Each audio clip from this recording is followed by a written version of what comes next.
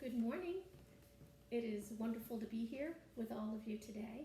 And this morning, we are going to tell the story of the Easter egg. Typically in Sunday school, we tell this story the week after Easter, but I thought this year, we would do it a little bit early because I figured everyone's going to be, or hopefully going to be, decorating Easter eggs this week. So it might be a good story to tell, so we all understand why we're decorating these eggs. So let's get started.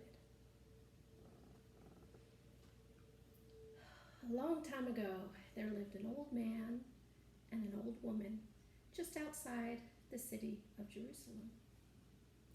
They had everything they needed. They had a cow to give them milk. They had a small vegetable garden to give them all the vegetables they needed.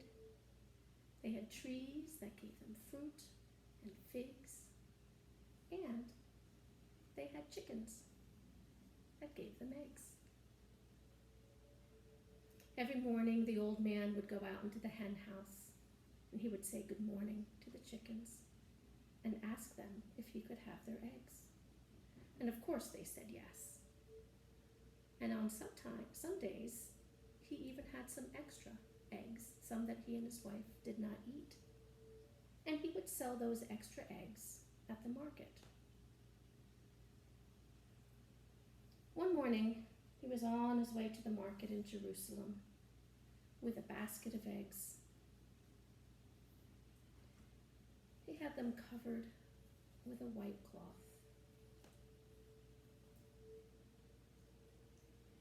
And as he walked through the great gates of the city and made his way down the narrow streets, he noticed that up ahead there was a great crowd of people gathering. He pushed his way through the crowd and up towards the wider street, and there were some Roman soldiers who were walking down the road with 3 men carrying crosses on their back that they were going to be crucified on. One man stumbled and began to fall, and the old man couldn't help it. He put his basket down and he ran out to help him carry the great piece of wood.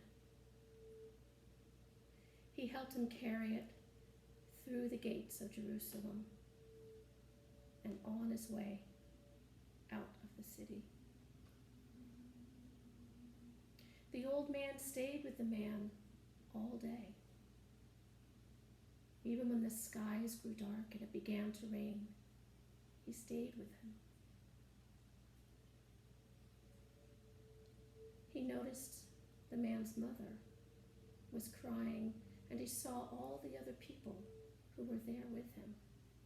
And they were all looking at the man who was in the middle. Finally, the man died.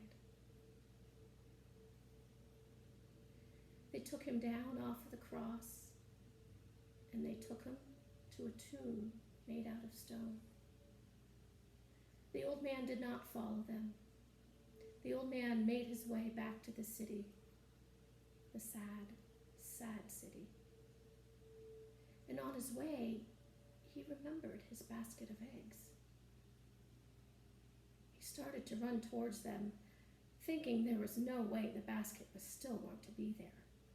I mean, people were hungry, and eggs were very precious, even to the people who weren't hungry.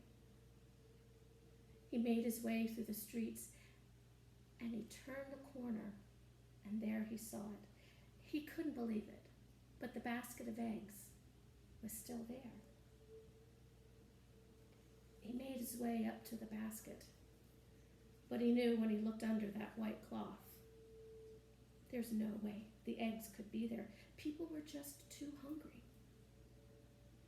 But he looked anyway. And inside was the most amazing thing. All of his eggs were colored and filled with jewels. Some had pictures, some had designs. Who could have done such a thing? It's almost like the eggs and the pictures on the eggs were telling a story of what had happened that day.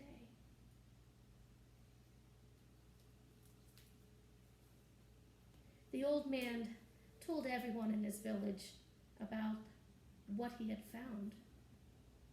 And every year, people started decorating and coloring their eggs. People do it to this very day. Some people don't know why we do it, but you do.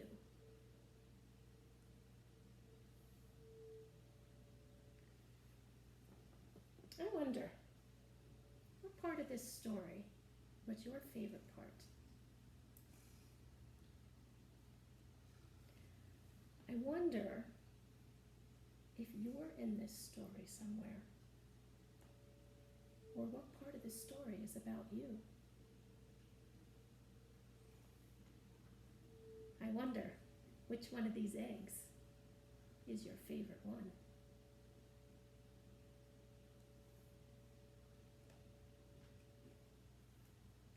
I hope you enjoyed the story. I know I'm going to enjoy some egg salad for lunch today. Have a wonderful day, everyone.